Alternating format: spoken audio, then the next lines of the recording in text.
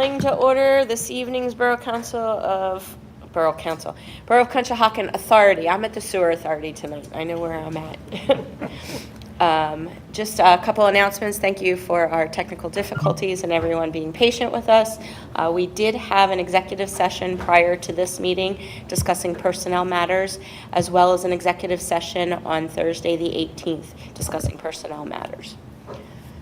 Do we have any public comment for this evening? Came in? Okay. All right. So we can start probably by, let's pledge to the flag and do roll call. I pledge allegiance to the flag of the United States of America and to the republic for which it stands, one nation, under God, indivisible, with liberty and justice for all. All right. Shannon, if you want to do roll call, I know we have two excused absences tonight. Aparna Chibber. She's excused. Yep. Christine Bertino. Here. Jack Ambler. Here. George Bass. He's excused. And Tina Sokolowski. Here. Great. All right. Let's get started with the approval of the minutes from our August 26, 2025 meeting. Anyone have any questions when they reviewed the minutes of the August 26th meeting? Carrie. Go ahead. Well, they look good. There was a reference to me and a 5-0 vote in there, but Oh, I can fix that. that's fine. Thank you. Everything, yeah, they followed the meeting very well, so. All right, wonderful. All right, with that edit, once the edit is complete, do I have a motion to accept the minutes? I'll make a motion. I'll second. I have a motion and a second. All in favor? Aye. Aye. Anyone opposed? Motion carries. Just need a motion to accept the approval of the minutes into record. One more motion, guys. I'll make a motion. I'll second. I have a motion and a second. All in favor? Aye. Anyone opposed? Motion carries. All right. First up on our report section is our financial report. So in reviewing the financial reports, did anyone have any questions about the accounts payable or revenues? Okay, hearing no, go ahead. No, I think it was good.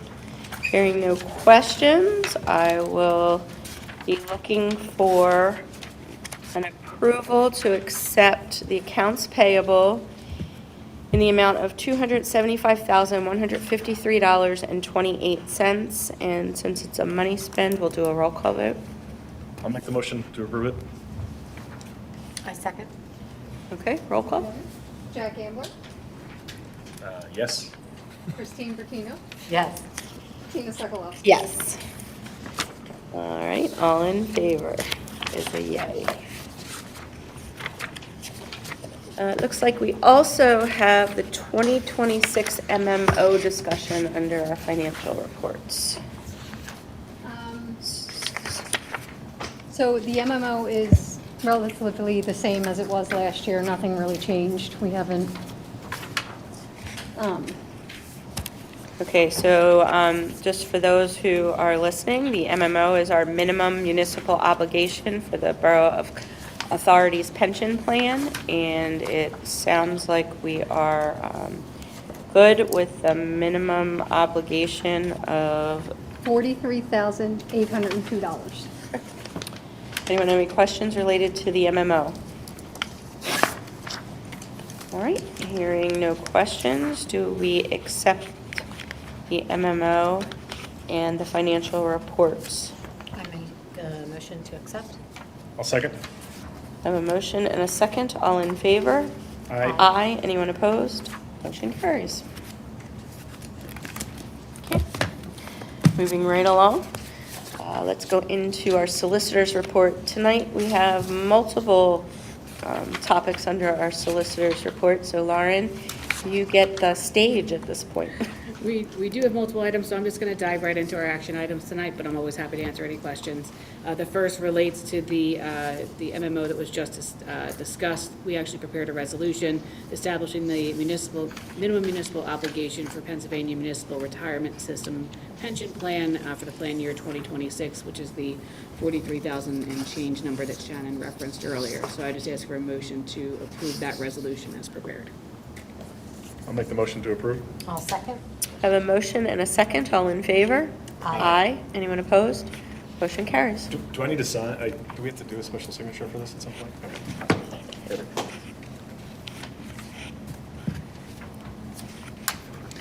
So the next three items actually all relate to the same project, and we can actually consolidate items 2 and 3 into one motion. There's a new, it's a new project at 1020 Matsonford Road. They are essentially, it's an existing structure, and they need an EDU calculation. In order to do that, they need to have an escrow account set up and a professional services agreement. One of the things that they have requested, our rules and regulations establish a $10,000 escrow for this. It is just going to be a review of an EDU calculation by Fred, preparation of a couple agreements by my office. So they've requested that escrow requirement be reduced to $5,000. So with that, we can prepare the professional services agreement to either be the $10,000 as the rules and regs require, or the $5,000. And then secondarily, they're asking that we've already prepared a tapping fee agreement that will allow them to pay for the additional EDUs they need. We believe it's going to be 3. Fred will confirm that by a report once we get everything set up with the professional services. But they're hoping that both agreements can be approved subject to final approval from the engineer and the solicitor, so they can move forward prior to next month. They're paying you guys $5,000 or us to review it, and you guys just. Escrow, and then It's we charge an against it and escrow. turn the access. Okay, I think great. it should be somewhere south of $5,000. Cool. You think it will be? Okay. And we've done that before with others? Yeah. Any other questions? I was gonna say if we lost money on, if we ended up losing money on I didn't realize, I'm glad we're getting paid for it. I was like, if we're losing money on it, we should think about a different strategy. But this No, is good. and if something goes completely astray and it becomes more than 5,000, they would have to replenish that anyway. Okay, cool. But this is just the initial deposit. Shannon's And very I good don't pay at, bills unless we have the money in escrow, so. right. Okay. Shannon's very good at making sure our developers stay current. Awesome. All right, so you're looking for a motion to consider the professional service escrow requirement to be $5,000. Correct. And then the approval of the professional service project conditioned upon final review of the solicitor and engineer. Correct. Do I have a motion? I'll make a motion to accept all of that. I'll second. I have a motion and a second. All in favor? Aye. Anyone opposed? Motion carries. And then the second agreement related to that project is the tapping fee agreement. If the board is of a mind that they would prefer to hold that until next month, that's certainly within your prerogative. Again, we do think that this is going to be 3 EDUs, so if the board is comfortable allowing us to finalize that agreement over the next couple of weeks with the developer, the staff is comfortable with that as well. And again, if something goes astray, we'll bring it back to you next month. Any objection to go ahead and having them do the Nope. whole works? Okay. I'll make the motion to approve that. I'll second. I have a motion and a second. All in favor? Aye. Aye. Anyone opposed? Motion carries. And the final item this evening is a partial escrow release for the 401-433 Washington Street project. We don't typically do a lot of partial releases just by virtue of the work that we do, but this project is a little bit unusual. And they have some good news that either Fred or Shannon can share, that they wrote a big check for their tapping fees. But they've completed part of the work, and partial release is appropriate. So we've prepared a resolution authorizing the release of $138,728.79 in partial release of their performance security. And they're actually all done, all the work. They're actually working on the punch lists and as-bills. So all the work's done and it's ready to flow. So what's left in escrow would cover us if there was any other? Oh, yeah, it's more than the 15%. So yes, Okay. yes, it's about 30%. Okay. Great. Any other questions? Hearing no other questions, do I have a motion to do a partial release of performance security for the project located at 401-433 Washington Street in the amount of $138,728.79. I'll make that motion. I'll second. I have a motion and a second. All in favor? Aye. Aye. Anyone opposed? Motion carries. Perfect. And I have no other action items this evening. All right, wonderful. Thank you. Do I have a motion to accept the solicitor's report into record? I'll make a motion to accept it. I'll second. I have a motion and a second. All in favor? Aye. Aye. Anyone opposed? Motion carries. All right.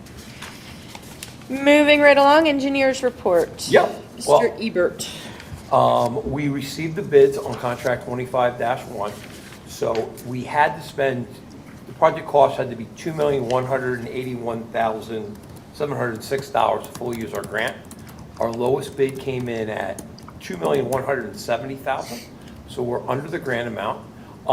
And between the engineer's report and the two lowest bids, we're all within 3% of each other. That tells me that everybody had the same exact understanding as the bidders, as the engineer, and how we approached it and what we really did on it. We got the four largest bidder or contractors in the area that bid on it. The one that won it did $110 million of work. They're located in Phoenixville. Phillips Brothers, Brand St., which is BSI, and Hobbs and Company, and HB Fraser was the lowest company. They do mostly telecommunications work, and that's why they do 110. But I talked to Keystone as well. They're very comfortable with them, in there, and like I said, we didn't get any of the small guys. Once everybody at Penn bid saw the big boys were circling this job, everybody else just bailed, because you're not going to compete with those guys. It's a full union shop, so I'm not anticipating any issues with responsible contractor clauses. That's really my recommendation, contingent upon a final review by the solicitor's office, is to award it to them, issue the notice of award tonight, and be able to, because they have a 30-day clock for the responsible contractor. We will lucked out with our board meetings in that my next board meeting is more than 30 days, so I want to start that clock immediately. I'm also going to ask them if they're willing to start preparing shop drawings and doing that, even though we can't execute their contract until next month, but they can start that. Because, I have about a 200-day time period that I have to get, shop drawings in and ordered and manufactured for that September 30th, but they have been very responsive. They are located out of Phoenixville, so they're fairly local here. Does the board have any questions? Just to supplement Fred's comments, we did review the submissions from the apparent low bidder. They had a couple of issues and a couple of things they still need to correct, but everything appears to be in order with their submission. So you are familiar with them? Yes, I haven't done a lot of work with them. They're bigger than the projects that I work on, quite honestly. Okay. This is a smaller project, but yes, they've been around since 1906. And I know their names very You know well. their change order history, because that's what gets you all the time is change orders. You're going to have change orders on this job potentially, between a big contractor, and you have MCCs that no one has seen the back of since 1989. So we have no idea what's back in there. They are big enough that they anticipate and they blow through and they make their money based upon time. So a big guy is good in there, but they are a by the book, do big public jobs. Now, I talked to the guys from Verizon, who they do a lot of their work, and they don't give them any change orders. But it's a public bid job, it's a big job. They're gonna RFI us to death on every little thing. And that's just how the big guys are. That's how they protect themselves, But I wouldn't say they are any more than Phillips Brothers or Brendan Stanton as far as change orders. They all, they don't do anything for free. But yet they also will blow through stuff. Or you get a smaller guy, he just wants to get it done. He's more a relationship. It's numbers. They make their money by getting in and getting out. So that's good, but nobody's seen the back of those MCCs. I have no idea what's back in there since somebody put them in however many years ago. So I can't tell you that, if this is new construction, totally different scenario.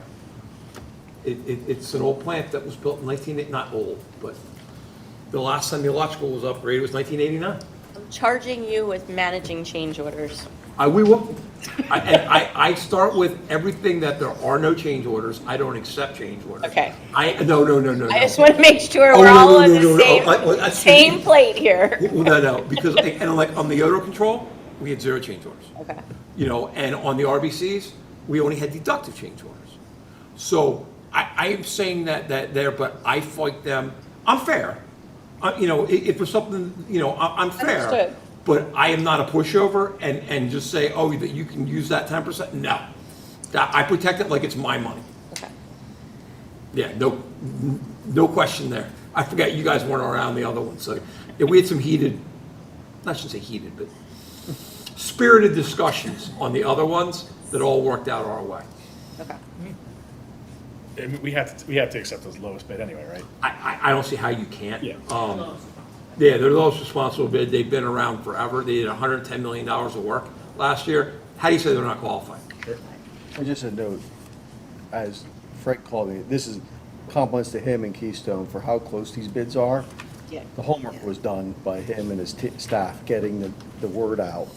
Because I was astounded when he called me up. I'm like, you can't make, what do I don't know what I said to you. I was like, I mean, yeah, when you were in the 3%, what gave me confidence is they looked at the job the way I looked at the job, the way Keystone looked at the job, and the way the number 3 bidder looked at the job. That's the same number, yeah. you know, on this. That's the same number. You know? So I looked at the breakdown you gave, and they weren't like super high or super low on each of them either. They were like within Well, and range for each that's of what I those sums, liked, too, is that which all the nice. bids were close. Nice to have There was nobody there that just threw a bid in, and there was nobody, and I don't know Hobbs and Company, but Brennan Stanton and Phillips Brothers, they're the two that I would have guessed would have won this. And, you know, this guy just, you know, they wanted to work, you know. And you say Keystone kind of, what do they actually, are they weighing in the technical nature of the bid? Or are they, when you say you've consulted Keystone, or they're just like, you're just asking about the contractor specifically if they have any experience? Well, and I worked on the cost estimate with them. Yeah. I mean, we worked in partnership through this entire design, you know, we So both. you all have the same philosophy on how to do the project? Yeah, oh, yes. It's maximum. Yes. So we both looked at it I looked at it from like the mechanical end of it, and they looked at it from the electrical end of it, and sequence, like I did more sequence of construction and how I can phase it and what are critical components of it, and we met with the operators on that, and they looked at it from what size wire needs to go in here, you know, and that end of it. And on like equipment costs, I relied on them. Installation costs is what I kind of did. And like I said, I'll be honest, I was nervous because I had a $2,180,000 job. And you got to remember, I put the grant in for $2.8 million. We got a partial award. We really didn't change the scope that much.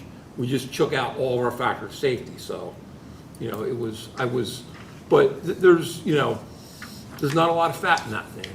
I mean, you know, there's no like allowances in here, testing on it. This is all hard fact.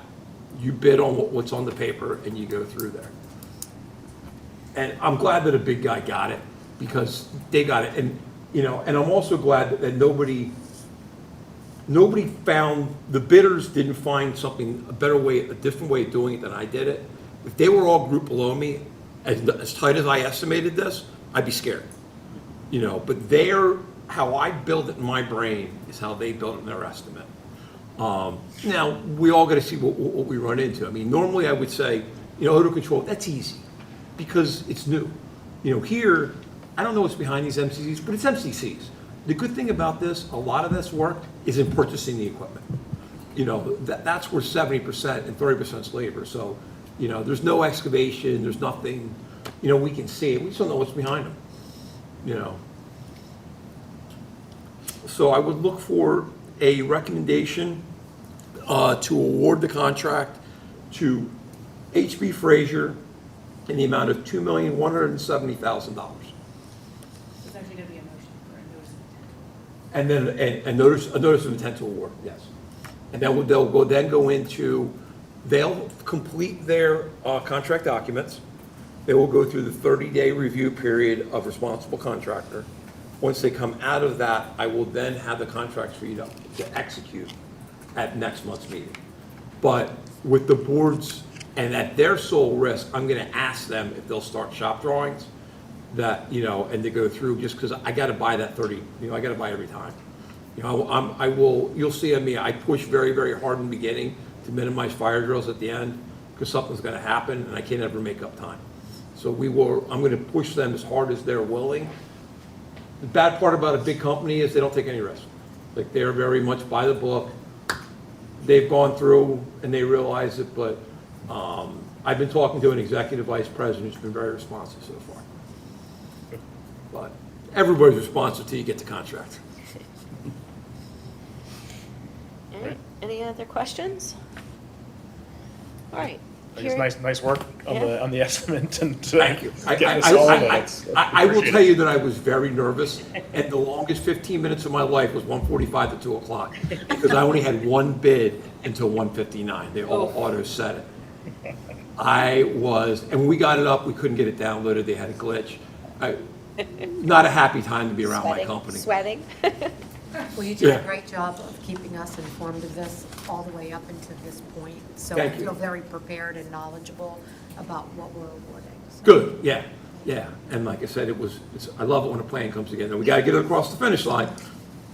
It doesn't matter, but so far we stayed on schedule. So, and what I will do as we go through this is the same way I had my schedule in there, so you can kind of track it. I'll do the same thing every month during the construction, because that's what I do with them as well. All right, so any other questions before we? I think we need to vote. Yep. So I am looking for a motion the notice of intent to award to HB Fraser and Company our LV switchgear rehab and MCC replacement project at $2,170,000. I'll make that motion. I'll second. I have a motion and a second. All in favor? Aye. Aye. Anyone opposed? Motion carries.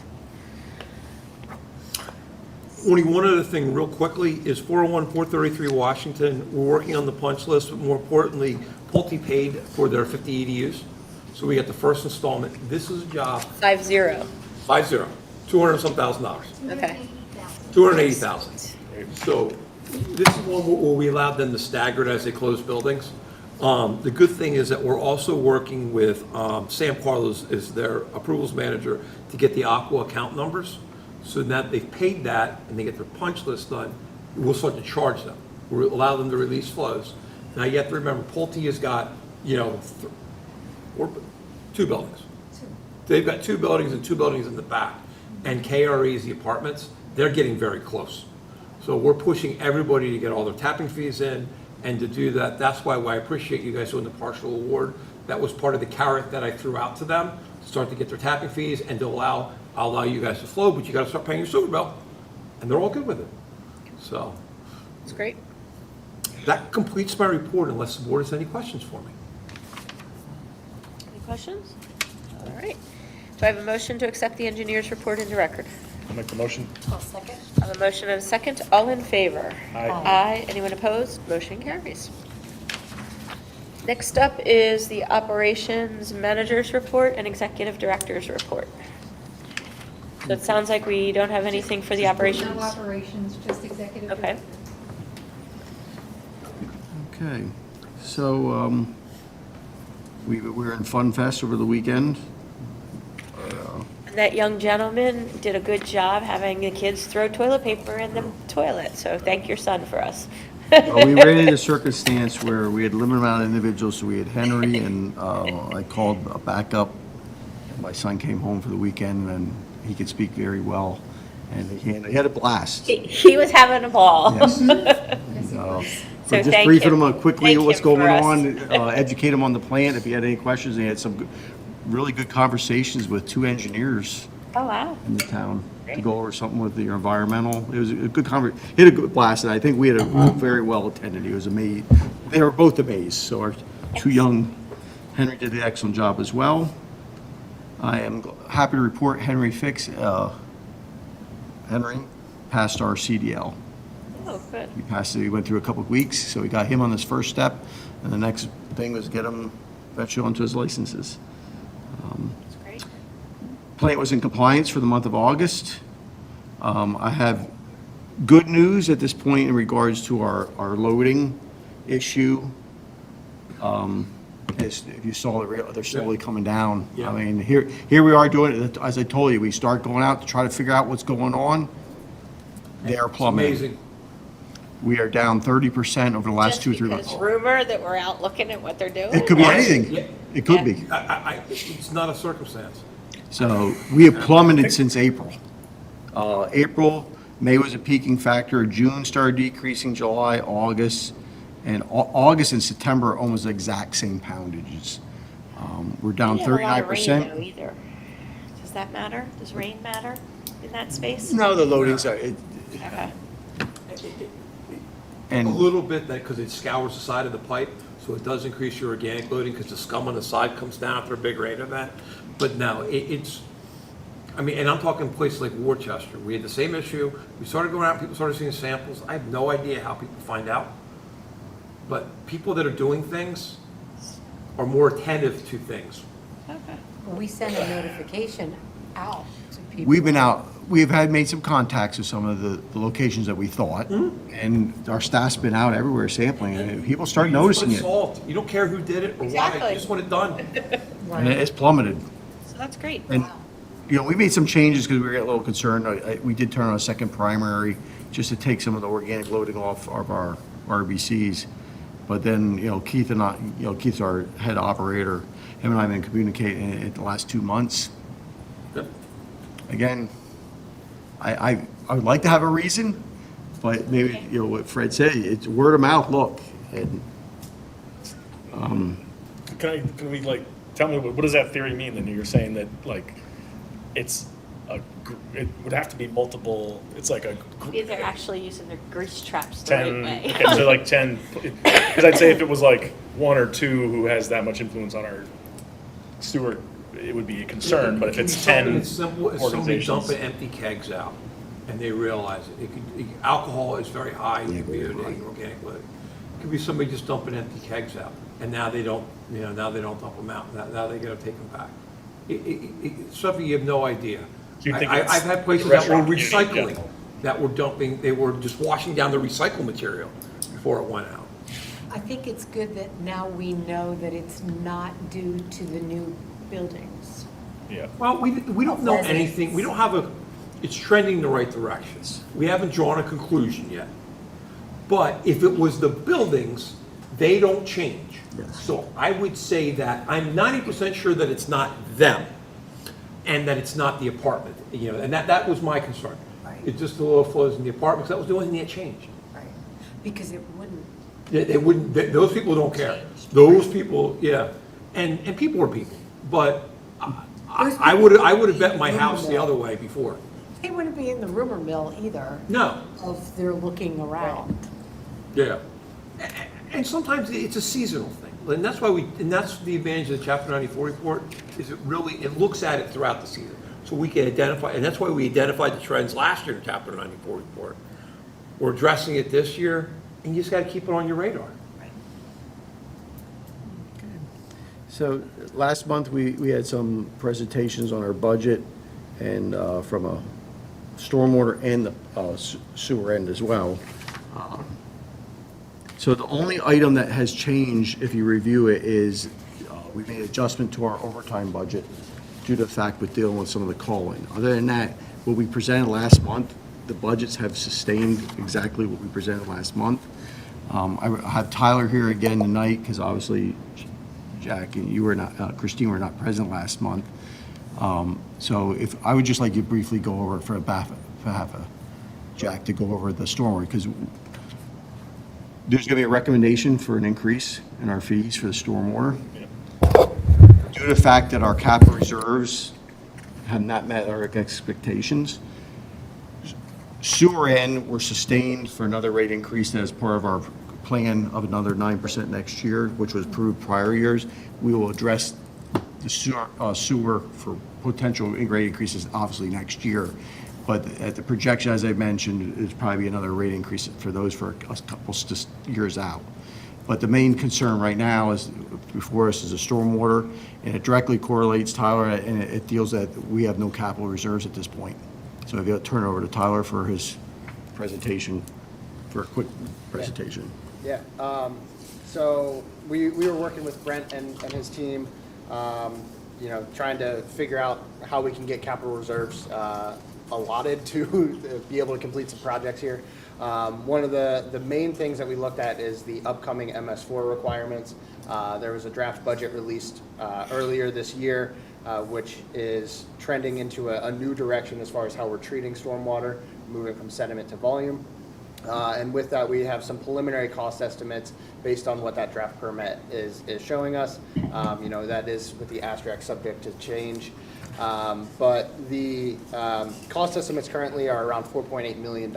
You know, we took the middle of our range, the high end, the low end, built that into the program here, as well as some rapid assessment to make sure that we can go out and take a look at all the inlets, get an understanding of what the condition is, and then we have roughly $1 million worth of project expense built in here as well to be able to implement some of those projects in the worst areas. So we're seeing, oh, is it not working? We're seeing some increases in our rates with a jump from in next year to $12.25, and then 2027 $14.50, and then in 2028 it'll plateau out at $17, and we expect to be able to stay at 17 for you know, at least a period of time. That is, you know, dependent on the MS4 requirements and where those cost estimates are coming back at, but that's the expectation. And then Tyler, you could say that we worked in conjunction with the borough team as well. They had a lot of presentation. Actually, Tyler probably spent more with the borough than he spent with myself in regards to getting information that obviously the borough administers, you know, the work items. And I don't know if you will explain. I mean, you definitely worked with them to get as our contractor to work with them. Yeah, so we pulled their actual costs, you know, based on, when we originally did this project, we had a lot of assumptions. Some of our assumptions were off, some of them were high, some of them were low. So we pulled their actual costs, and we're making sure that we're in accordance with what they are planning to expend on an annualized basis. So that 4.8 you said that's for this upcoming year? Correct. And what percent of that is capital and like actual? So that would be, that 4.8 million is all towards the MS4 related projects. The So new regs. correct. Yeah, and that's not necessarily being expended next year. It's over the course of the next, it depends when the permit comes out, but it would be, you know, a 5-year period that we would expend that. But you need 4.8 again next year. Or you're saying 4.8 is what we need for the next 5 years? No, you're saying That the 4.8 is what we're expecting to spend over the roughly the next 5 years. Okay. And what percent is that is actually new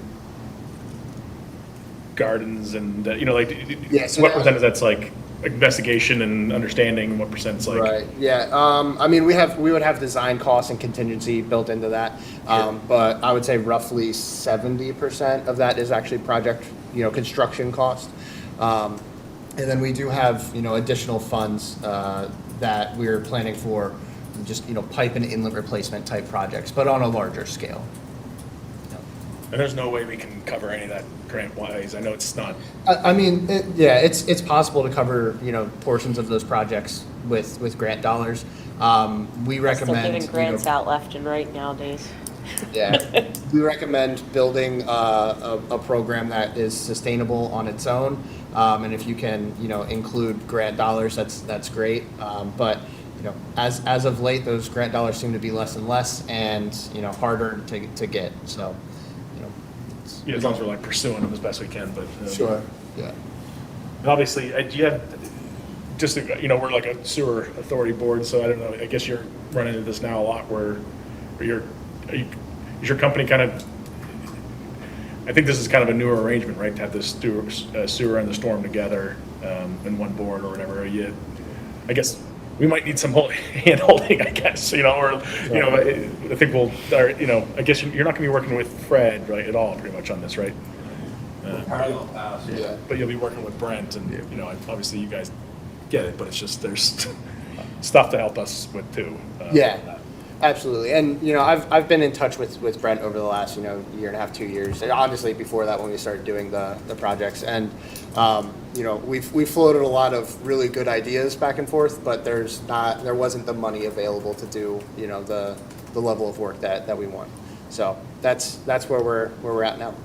And just as a proponent, and Shannon and I are adamant, and again, I turn to the board, obviously, we're making a recommendation.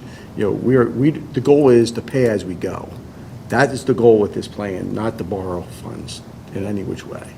So that's why that's where we're ahead with the numbers. Right. Where we're going. The 4.8 million we did put in as a borrowing, just because it's such a huge hit over that 5-year period.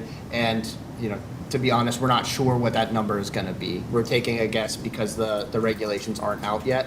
I think it's in the ballpark guess, but that number might drop too. So we didn't want that to, if that number fluctuated in a significant way, we didn't want that to have a huge impact on where the rates needed to be. But no matter what, we have to increase our rates so that we're preparing for anything that we need in the future. That's correct. For spend. Yeah. And the target was, as we initially had our conversation with the team of us, with the borough included, was not to really do an evaluation of 2027, but based upon what we see the reality, our cash is very low reserves, and it's not sustainable for where we need to be based upon what Tyler's seeing in the future. So we got to get some capital in there, just in case something goes on that the borough has to, help us fix it. And you're saying you're working with the borough, I guess is there decisions being made that are like outside of our meetings then on this stuff then? No. Or, okay, No. so it's, Yeah. should I be like tuning into like this, with the borough meetings during some of these or something? My level of working with the borough is on, it's essentially like a fact-finding mission of, what are you expending here? What is the work being completed? Just so we're making sure that the budget is accounting for that, and we aren't, double counting anything either. So you're primarily worried about cash, technically you're not, do you think, other concerns, any other No, I concerns think we're we talking have to about? build up a capital reserves to Let's say that's protect, all. and that's all they're going. And it's going to take us 3 years to even get a capital reserve. And am I understanding correct that right now, a single dwelling pays $10 a month, and the goal is to get them to $17 a month? Correct. Okay. Over the course of Over the 4 course of years. 5 course years. of- Yeah, that's. So we're not jumping to $17 next year, but we're gradually Correct, getting yeah, to next year, we're recommending a rate of $12.25, and then in 2027, a rate of $14.50, and then 2028, we would get to that $17. When do you get more certainty around that 4.8 number? That's the million-dollar question. As soon as DEP finalizes that permit, we can say with, I won't say 100% certainty, but a much higher percent certainty of what those costs would be. And at the same breath, if we do the 3-year, we have the right to make adjustments based upon what we see. But short term, it would be recommended at least, we could do a 3-year To at step. least have something Yeah. in the reserves. Yes. And then you can always modify that. If it changes, it's lessened, and you can always have the right to make adjustments. And that can be mid-year or whenever you like. I think we have the, so. Yeah. And it's the DEP, not your understanding of like, as you get more understanding of our system, does that change it's really gonna be the DEP's? So, I mean, there's Spots it's gonna there's be kind of changing. two avenues to fund here, right? We have the system that exists that needs to be maintained, potentially replaced in some areas, potentially lined in some, but that's what the rapid assessment that we're proposing would, get us that, at least a quick snapshot of where are the problem areas and what is the level of complexity involved with, remedying those areas. From there, then we can, utilize funds to correct. And then there's the other avenue of the regulatory compliance. Now there is, potential for those two to overlap, and we would recommend doing that wherever possible. If there's an area that, pipe needs to be replaced anyway, and we can do some sort of, MS4 related project there for, essentially pennies on the dollar, let's go ahead and do that and make sure we're doing the best bang for the buck project. I have a question on intergovernmental transfers, and I don't know how it plays out in the sewer authority, the authority space, but if you have reserves in your sewer authority that are sitting as reserves, are you able to transfer reserves from the sewer to stormwater as far as dollars go? Can you crisscross dollars that way since it's a single authority? So we would have to, I'd have to take a little bit of look at that. I know that sewer, that it's actually more, the sewer fund is more restricted than the stormwater fund is. Okay. So it might be that we can do it one way or not the other, but I'd have to take a look at that. Let's I take a wanna look, give you- just I out of wanna- curiosity. I don't want to give you a wrong answer. Yeah, no, let's take a look out of curiosity if that's a viable option for future. I thought the budgets had to be separate. We've worked hard on making them separate, right? That was like a big. I know we had a big one thing. discussion a couple of months ago that the stormwater, we should have a separate budget for stormwater And they versus are. the rest of the authority. So wouldn't that hinder us? If we're a moving single finance? authority with multiple lines of business, my question is, can you cross the line? And then would that The reserves. be considered a And loan? there's, I guess we would find out what yeah, that looks like. there's going to be the answer from just the legal perspective, but then there's also, you know, we have loans out there, so we have to make sure that we're not running Correct. afoul of any conditions of any of our loans and things like that. So we'll take a look at it. We'll give you a more comprehensive answer for the next couple of weeks. I mean, the goal was from an accounting standpoint, obviously, when we had our order, it's evaluate our books. Our goal was that all the items that we have, the sewer end has, I'll use the word, provided resources to us to administer. The stormwater end was the goal is 2027, the stormwater eventually would pay back the sewer end. And at this point in time, obviously, you know, I know Tyler, we want to do some stuff, but we don't have the revenue to do that at this point in time, and we only have the revenue to do some of the valuations yet because of the cost that we have incurred through. But if I remember right on the schedule, by 2027, we should be at a break even with a little bit of profit for stormwater. Yeah, are you talking in regards to the utility implementation or the, like? Revenues. Revenues? And, yeah, revenues over expense, the P&L. It basically looked like it was break even around 2027. Little profit. Yeah, I mean, we're putting money into a, you know, capital improvement fund. In 2026, we would be, you know, putting, it looks like around $80,000 into that. And then 2027, we're starting to put some more significant, you know, around 200,000. But we're also going to start drawing out, you know, at that point too. Right, but at 2027, we'll be at break even with some profit that then we can start. Correct, yeah. That's when we're anticipating to have projects, you know, be completed. Or started, I should say, not completed. And that's at that 1450 per month rate. Correct, yep. Okay. I just wonder how can we tell the borough, or how are we going to communicate this to the residents or whatever? How can we? Because Same way we do Before, just the, through our newsletter. communications and Yeah. the bills through like, so try to put something in with the bill, yeah. word I of think- mouth. I have to say, I was very surprised that when the billing started, no public comment. Maybe I think we had one person. And it wasn't me, I was sitting on this side. Isn't that how you got to sit here? I'm There playing were with more. So when you come for public comment, we're going to draw you into our board. Right. I agree with your thoughts. I Yeah, was I mean, I expecting, was shocked, because like, I look at bills. But apparently, not everybody looks at their bills the way I do. I mean, just because it seems like we're doing it like fiscally responsibly, right? We're not just jumping into no, stuff. we're not and- just doing it, it's, So I think like they would appreciate Yeah. that it's not If just. you've convinced me that this is what we have to do, yeah. I think I would be more than happy to talk to anybody in the borough and feel confident in explaining why. Yeah. Would it save us any money to be a combined bill, I think, between the two, or is it better to keep them What is it? It is combined. It is combined. You just have a separate line item, right? Yeah.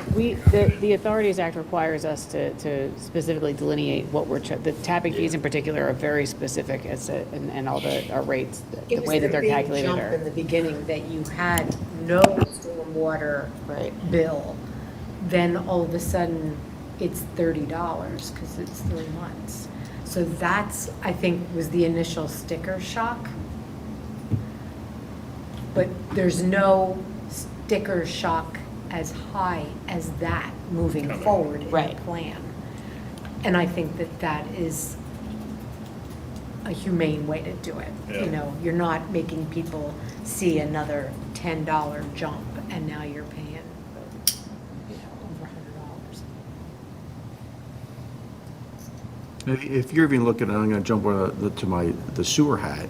You know, the goal is, even with our rating structure that we're looking at in the future, is to put us in position that the 2030s through 2040, you're sustained and there's no rate increases. Build the nest egg. We know we have projects coming up. And if we get in a position that our debt services go down, then we would get sustained for the future. And I'll have no problem saying by 2040, whoever's sitting in this room should be in really great shape, as what we're doing right now. But it's going to take, we have to take many steps. And the only way to do this is start at the beginning. And again, I don't want to, as on my perspective, don't do anything for 5 years and then we have to do a 100% rate increase. We slowly tick it up, and nothing against it. Deflation, we all know what deflation numbers are, especially in this industry, and you guys can jump in. We're talking just in the wastewater, I'm talking 1,000% in some of this stuff in our world. You know, the economics are saying 4 to 5, but You also want to mimic the success that you've had in the sanitary sewer side of it, where you set up programs like we replace one of the 3 RBC trains every 10 years. So you want to kind of get in that, you don't want to spend a bunch of money, because then what happens is, then you got to, you know, it all wears out at the same time. You want to get that age distribution across that, and then the goal is that you're funding it, and then your debt service goes away, and now you have that money to pump back into capital, and you keep on self-sustaining that way. And I think that's really where, you know, the previous boards and this board has continued to, is set your sewer system up to be very self-sustaining, and that's why you don't have I&I. Why don't you have I&I? Because you spend money and you maintain it. And you're going to do the same thing with storm sewer. You know, but what you did in the infrastructure you created with your sanitary sewer is a prime example of what to replicate. So that way, my other authority, you know, we're spending tons of money on I&I. I'm scratching my head where to spend money for you guys on I&I. We just have an old infrastructure that got away from us for a little while. And that's what we're dealing with on the borough side and the stormwater side. I can't imagine this is gonna, I mean, I like the flat line, but I mean, right, nothing's, just like you're saying, but I don't even know if flat lines that are realistic, right? Like, I mean, it's just like, what's the line above inflation, Yeah. really is what we should be considering, but I like it though, yep. okay, so at this point, well, next month, and I mean, obviously we have 3 more months to institute, but the game plan is, you know, October, November, to get our budgets passed based upon recommendation from the board. And again, reach out to any one of us if you have any questions in the meantime. We can, you know, get those questions answered, but that would complete my report for the month. Any questions for the executive director's report? Hearing no questions, do I have a motion to accept the executive director's report into I'll make that motion. I'll second it. I have a motion and a Wherever you're second. putting All in favor? Aye. Anyone opposed? Motion carries. I'm totally lost in my head. Right, Ezra.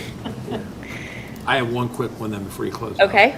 One thing I forgot to do in my report is that there is an electrical permit for this work that's required by the borough. And as a request for information in response to a question, I said the authority would be responsible for the permit fee and the inspection fee. They wouldn't have to pay a contractor's markup. And I didn't know, until you apply for the permit, they can't calculate that fee. I did talk to the code enforcement guy who said, I would request a waiver of the permit fees. You'll need a permit, and we are going to apply for it, but I really need the name of the contractor. So we may have permit and inspection fees, but that would be the authority responsibility. So I did want to make that clear, because Brett and I talked about that, and I did talk to them, but that is something that we're responsible for, that I didn't disclose to you, so, thank you, that's all I need. Wonderful. All right. Any other questions? Any other old business? Hearing no other old business, that looks like that concludes our agenda for this evening. Any public comment on that computer you're looking at over there? Excellent. Dave Foster's on that, he's monitoring. All right, excellent. Nobody joined? All right, hearing no public comment, no more questions, meeting adjourned.